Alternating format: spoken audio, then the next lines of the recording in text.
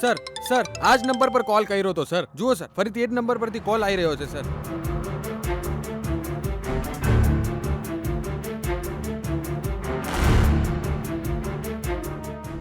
Hello sir, આ જ નંબરથી હમણાં જેણે ફોન કર્યો તો એ ત્યાં જ છે સર. એમને તમે થોડી વાર માટે ફોન આપશો સર? તમે કોણ છો? સર, હું તેમની પત્ની છું સર.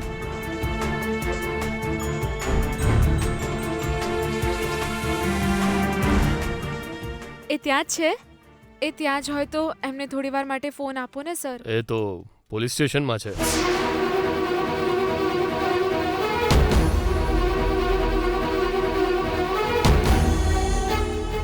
આ તમે શું કહો છો સર? હું એકદમ સાચું કહું છું. પોલીસ સ્ટેશનથી હું ઇન્સ્પેક્ટર વાત કરી રહ્યો છું. તારો પતિ એક ડ્રગ સ્મગલર છે.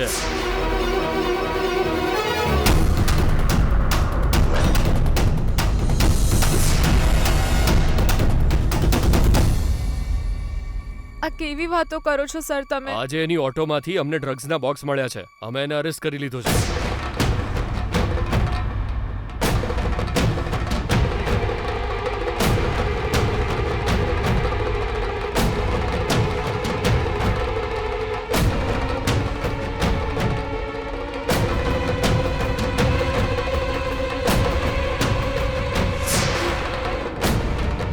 ગીતા ગીતા શું થયું બેટા?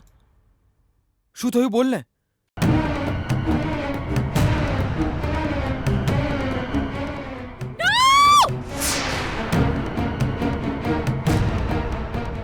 ના, મારો વિજય એવો માણસ નથી. એ ક્યારેય આવું કામ નહીં કરે. નક્કી એની સાથે દગો થયો હશે. કંઈક તો ખોટું થયું હશે.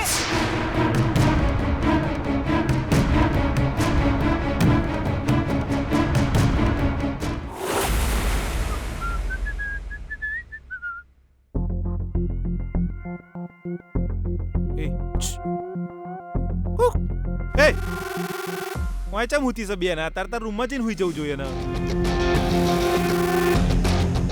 મને કેમ ઉઠાડી ભઈલા? આટલા દિવસથી હું શાંતિથી ઊંઘી નહોતી શકતી. આજે મને શાંતિથી ઊંઘ આવી અને તે મારી ઊંઘ બગાડી. બેન હા, તાર લાડકુંવર ત્યોકન જેલમાં હડી રહ્યો છે અને તું આયકન હોંતીથી હુઈ જાય છે બેન. વિજય લોકઅપમાં છે એટલે જ ભઈલા હું અહીંયા શાંતિથી સૂઈ રહી છું. એના કરતાં પણ વધારે આનંદની વાત શું છે ભઈલા ખબર છે? ગીતા આ ઘરમાં હવે ક્યારેય નહીં આવે. હું આજે બહુ જ ખુશ છું ભઈલા. હવે ખાલી એક જ અઠવાડિયું બાકી રહ્યું છે. ત્યાં સુધી વિજય એક રૂપિયો પણ કમાઈ નહીં શકે. ઓબ્વિયસલી હવે એ ચેલેન્જમાં હારી જશે. પછી હું તારા જીજાજીને કહીને એને જેલમાંથી છોડાવી લઈશ અને પછી બધું પહેલા જેવું થઈ જશે. ગીતાના ગ્રહણમાંથી મુક્ત થઈ જઈશું. ગીતાડીને ફોન કરીને એમ કહું વિજય જેલમાં છે એને હેરાન કરું. હે નો નો, એવું વિચારતો પણ નહીં ભઈલા. એને હેરાન કરીશ તો એ ચૂપ નહીં રહે. આપણને હેરાન કરી નાખશે. એને ખબર પડશે તો એ વિજયને બચાવવાનો પ્રયત્ન કરશે. એટલે કોઈ પણ ભોગે ગીતાને વિજય વિશે જાણ ન થવી જોઈએ. વિજય ક્યાં છે, શું કરી રહ્યો છે એ વિચારી વિચારીને ગીતા પાગલ થઈ જવી જોઈએ, હેરાન થવી જોઈએ. ના ના ના ના ના, એને અત્યારે ચિંતા ના થવી જોઈએ બેના.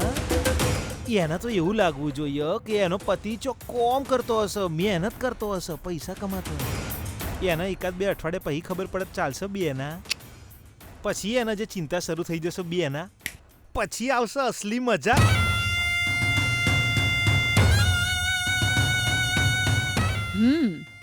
વિજય આપણી જાળમાં ફસાઈ ગયો છે અને ગીતા એવું વિચારતી હશે કે એનો પતિ લાખ રૂપિયા કમાવા માટે ગયો હશે.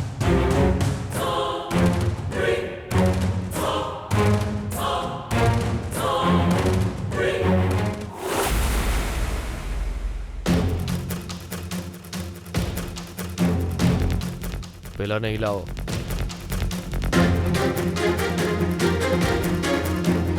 હાલો ઉભો થા, તને સાહેબ બોલાવે છે.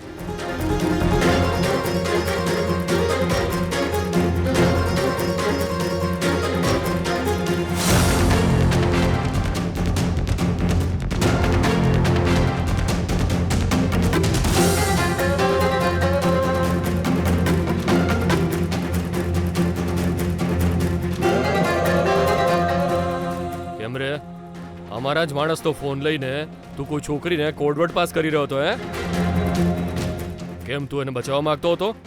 સર તમે આ શું બોલો છો સર? એ મારી પત્ની છે સર. ખોટું ન બોલીશ. એનો નંબર પણ ટ્રેક થશે.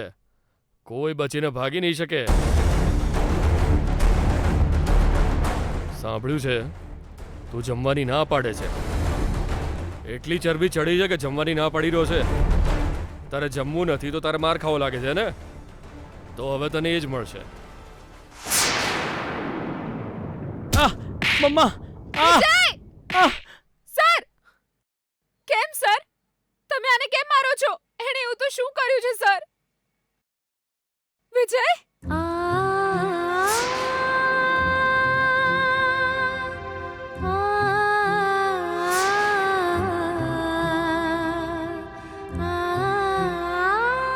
આ બધું શું છે વિજય? આ લોકો તને મારે છે કેમ?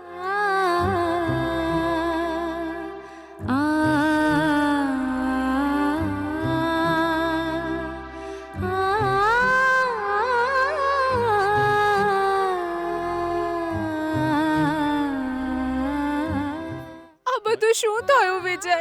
તું અહીંયા કઈ રીતે આવ્યો? એ કોણ છે આ છોકરી?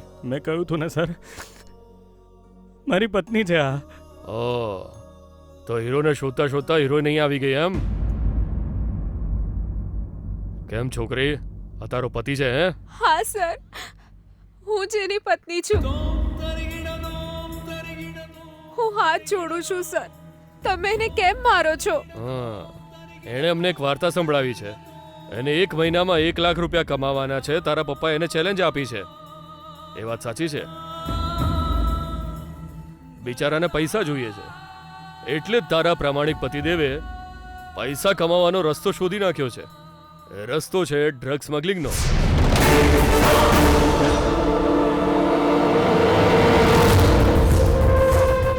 એટલે અમે એની ધરપકડ કરી છે. આ તમે શું કહો છો સર? મારા પતિ એવા નથી. કંઈક ખોટું થયું છે સર. કોઈ એમને ફસાવ્યા હશે સર. કરેક્ટ, હું પણ એ જ કહું છું. પતિ પત્ની બંને મળીને બહુ જ સરસ વાર્તા સંભળાવી રહ્યા છે.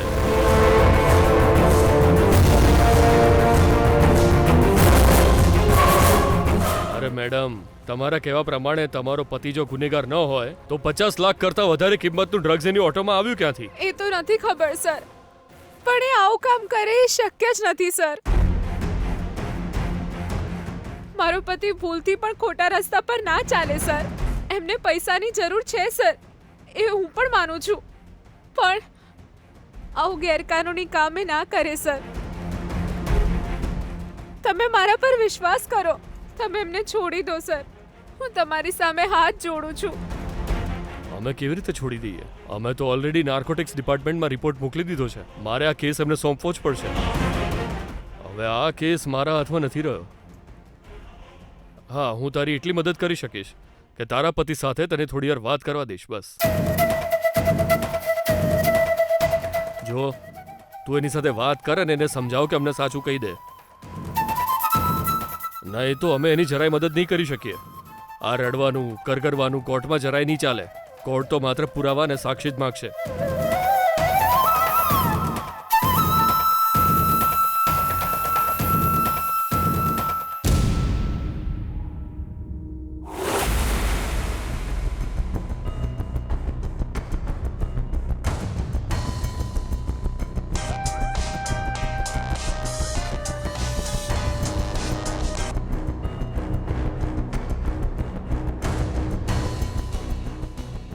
Hello darling.